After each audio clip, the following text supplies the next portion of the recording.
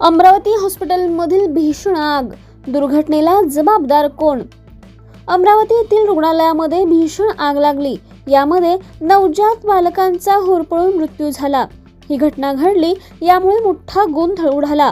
Short सर्किटमुळे आग लागल्याचा प्राथमिक अंदाज असला तरी सुरक्षेचे नियम धाब्यावर बसवल्याने हा प्रकार घडल्याचा आरोप होत आहे.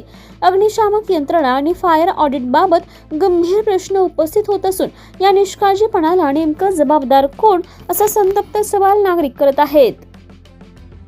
हे सांगतो की जिथे फायर एक्सटिंग्विशर असतात किंवा तिथे फायरचे सिलेंडर असतात, याचं योग्य मेंटेनन्स झालं की नाही. त्यामध्ये जे वॉल्स असतात वर लावलेले, जे वायू गळती झाल्याबरोबर ते वॉल सुरू होतात, ते वॉल का सुरू झाले नाही, जे आपण छताला लावतो पाण्याचे फवारे, कारण त्यांचा जसा स्मेल गेला तसं ते सुरू होतात. हे सर्व तांत्रिक बाबी आहे. यामुळं ते मेंटेन केले की नाही, ते केव्हा लावले होते, ते का कुठल्या कंपनीने लावले, काय केलं, साऱ्या गोष्टी आहे. अशा वेळी तर सदोष मनुष्यवधाचा गुन्हा दाखल होतो. जर एखाद्या वेळी